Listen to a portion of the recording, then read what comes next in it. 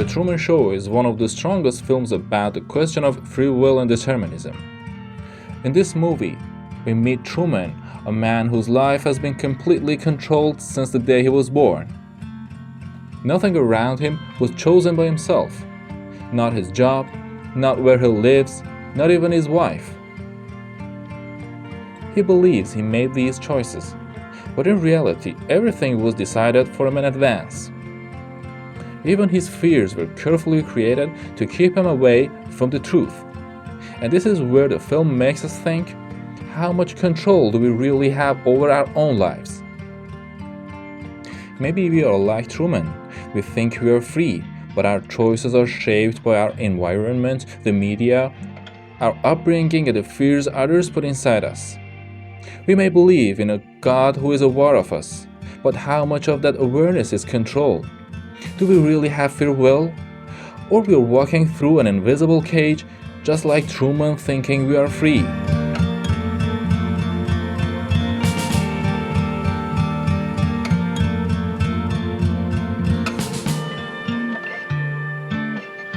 One of the most powerful ideas in this film was the godlike role of the director. He has full control, he created everything, and he decides how the world should work. Like a god, he chooses when the sun rises, when the rain falls, when the bus breaks down, or when something happens to stop Truman from leaving. He doesn't guide Truman's life to help him grow. He controls it to make sure things go the way he wants. Truman's life is not the result of his own choices. It's a scripted performance written and directed by someone else. In a world full of lies and control, things happen that start awakening Truman's doubts. The film beautifully shows how the sudden fall of a projector from the sky can be the first spark of doubt in a man who has been living in a false reality.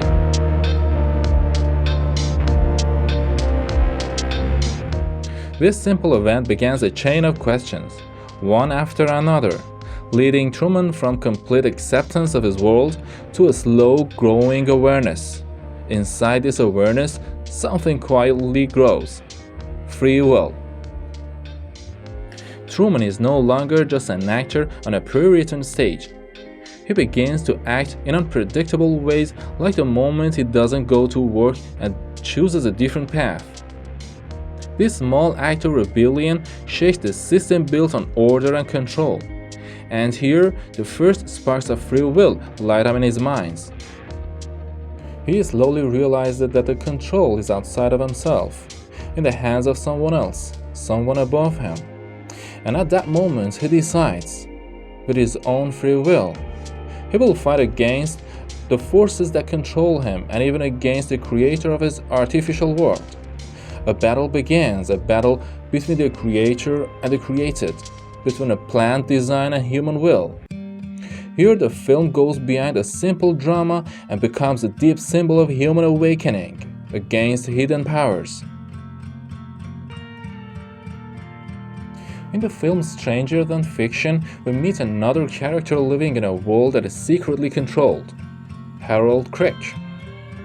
Like Truman, Harold doesn't know that someone else is guiding his life, until he starts hearing a voice in his head, the voice of the writer who is telling his story.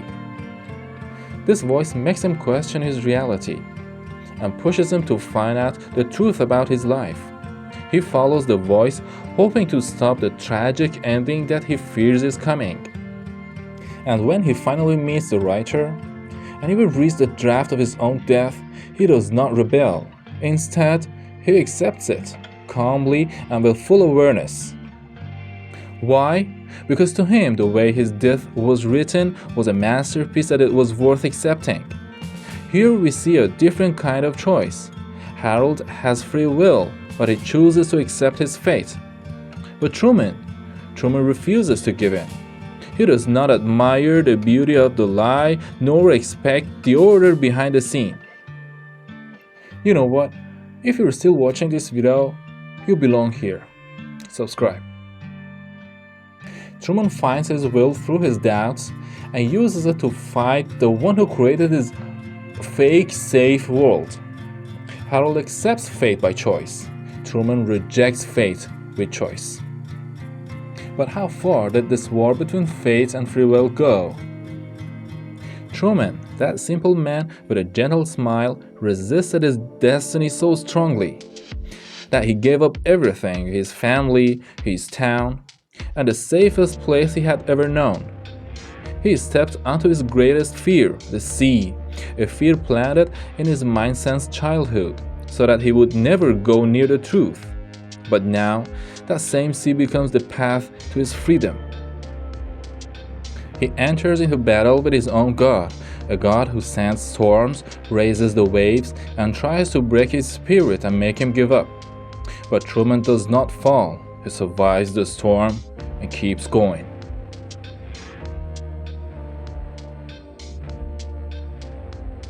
And finally, after leaving behind everything, his home, his fake family, his normal life, Truman arrives at the greatest border of all, the wall of the world.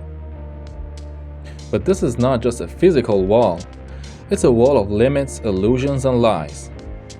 A wall that has always told him, this is your world, don't ask, don't search, just accept.